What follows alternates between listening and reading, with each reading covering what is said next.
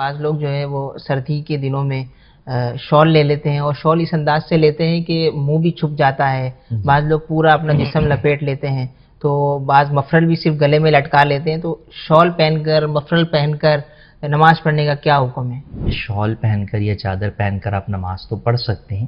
اس میں چند باتوں کا خیال رکھا جائے. ایک یہ ہے کہ جو کہ سردی کی غرض سے جب آپ لے رہے ہیں تو صرف لٹکانا مقصد نہیں ہے، اس سے آپ اپنا جسم ہی کور جو ہے وہ کریں گے.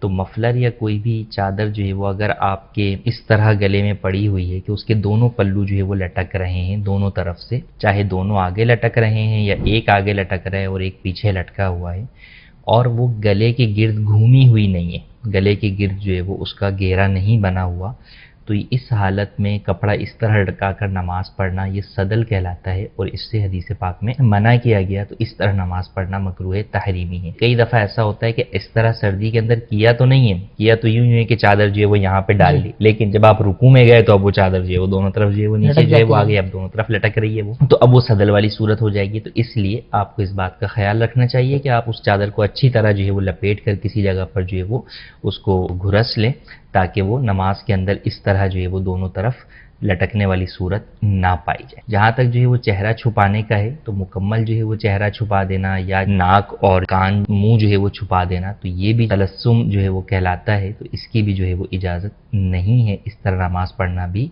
مکروہ ہے. تو آپ چہرہ جو ہے وہ ارد گرد لپیٹ سکتے ہیں، لیکن چہرے میں جو ہے وہ منہ اور ناک کو جو ہے وہ آپ کھلا ہی جو ہے وہ رکھیں اور نماز جو ہے وہ اس طرح ادا کریں. اور اس میں تلاوت کے اندر بھی آپ کو جو ہے وہ آسانی ہوگی. تو یوں نماز کے اندر صرف جو ہے وہ ناک اور منہ جو ہے وہ چھپانا یہ بھی جائز نہیں.